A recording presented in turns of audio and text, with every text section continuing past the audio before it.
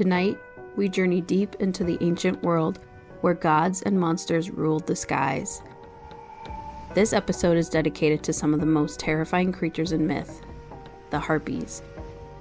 Zeus's hounds of the wind, feared by mortals and revered by gods.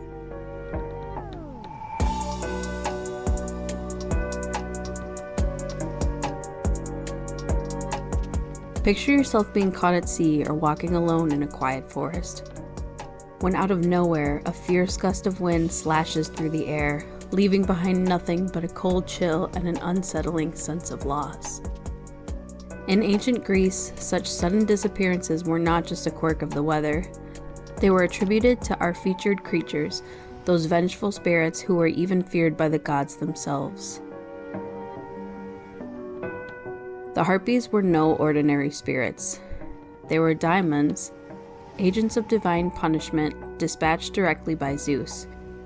Their very name means to snatch, and they were notorious for doing just that, abducting people, food, and even entire ships without a trace. Their presence was always hidden, always violent, and their wrath was swift. From Homer to Virgil, the Harpies haunted the imaginations of the ancients, and it is not hard to see why.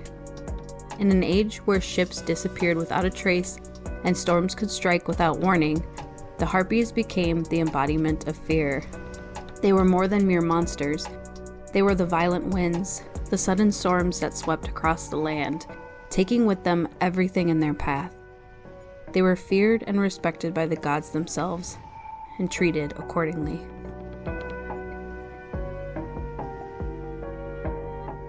In Jason and the Argonauts, one of the most famous epic stories in ancient Greek mythology, Jason, the leader of the expedition, was tasked with finding the Golden Fleece to claim his rightful place as the king of Iolcus. The fleece was a magical artifact that hung in a grove in the distant land of Colchis, guarded by a fierce dragon. To obtain it, Jason needed the help of a group of the greatest heroes of Greece. It was said that Zeus sent the Harpies to plague King Phineus of Thrace, a once powerful king who had fallen from grace. Phineus was a seer, guilty of revealing the secrets of the gods, and his punishment was cruel. Whenever food was laid before him, the Harpies would descend in a furious whirlwind, snatching it from his grasp and fouling whatever scraps they left behind. Though the king was starving, trembling with hunger, he was unable to eat even a morsel.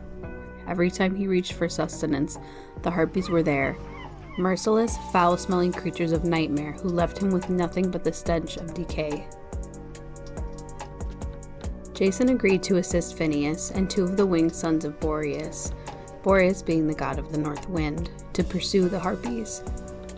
Thanks to their ability to fly, they chased the Harpies across the sky, driving them away. According to some versions of the myth, the Boreads chased the Harpies all the way to the Strophides Islands.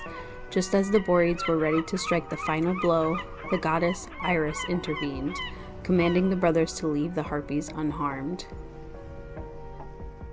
With the Harpies gone, Phineus was finally able to eat, and as a reward, he revealed to Jason and the Argonauts how to safely navigate through the deadly clashing rocks on their journey to Colchis. Even the gods recognized the Harpies as powerful beings of the underworld, untouchable by mortal hands. The Harpies didn't just exist in myth, they were deeply tied to the places they tormented. Ancient sources claimed that the Harpies lived, as in Jason's story, in Thrace, or perhaps in a den on the island of Crete, or maybe they settled in the Strophides after the Boreads chased them, giving the islands their name, Strophides, meaning to turn, marking the spot where their pursuit ended. The Harpies' reach extended beyond Greece. In one tradition, they were connected to a river in the Peloponnese, named after one of their kind who fell into it while fleeing. Some said the Harpies even guarded the underworld. In a more obscure version of the myth, they were equated with the Hesperides, protectors of the golden apples of Hera's garden. Their names varied from source to source, adding to their mystery. Homer spoke of Podarge, a swift and deadly harpy whose name means fleet-foot. Hesiod mentioned two harpies, Aelo, whose name meant stormwind, and Ocypete, the swift flyer. But some said there were others. Apollodorus listed names like Nicothoe and Aelopus. Then came Roman poet Virgil, who introduced us to Saliano, whose name meant dark or stormy. Later, the myth evolved, and some claimed there were 3 Harpies. The names may change, but the stories remain chillingly consistent. These were not creatures easily contained or controlled, and neither were their tales.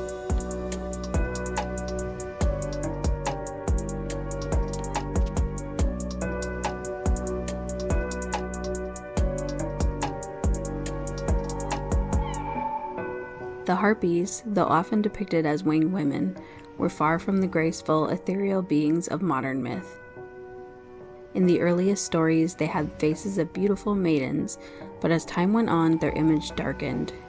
They became creatures of horror, their faces twisted, their bodies monstrous. Virgil, in his Aeneid, gives a chilling description of these winged fiends. Monsters more fierce offended heaven never sent, from hell's abyss for human punishment, with virgin faces, but with wombs obscene, foul paunches, with odor still unclean, with claws for hands, and looks forever lean. This description paints a picture of creatures not only foul in appearance, but deeply corrupted. Their bellies were distended, their bodies filthy, and their talons sharp. These weren't just beasts, they were punishments sent from the gods themselves. Their very presence brought ruin and decay, the stark opposite of what young women are, quote-unquote, supposed to be. But not all sources describe them in such revolting detail. They are said to have been feathered, with cocks' heads, wings, and human arms, with great claws, breasts, bellies, and female parts human. Even in this more restrained depiction, the Harpies were still an unsettling mixture of bird and human, a grotesque hybrid that defied natural order. Their speed, their terrifying swiftness, was their most defining trait. So quick they could snatch people and objects away in an instant, leaving nothing but confusion in their wake. When Aeneas and his men encountered the Harpies, the creatures swooped down with their crooked talons, repelling every blow. No weapon could touch them, and as they flew, they left behind a foul, rotting stench. Even the bravest warriors were left uncertain, unsure if they were fighting birds, goddesses, or something far worse. These monsters were more than mere terrors of the sky. They were a warning. To anger the gods, to break divine law, was to invite the Harpies into your life. Once they set their sights on you, there was no escape. They were relentless, untouchable, and utterly merciless.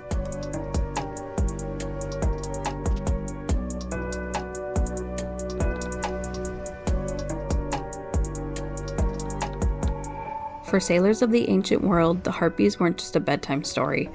They were a living nightmare, a force of nature that could not be reasoned with.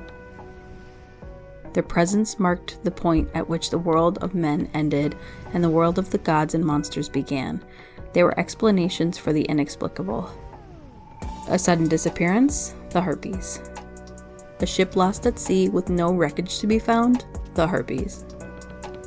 They embodied the fear of losing something or someone in an instant, a fear that still resonates with people today.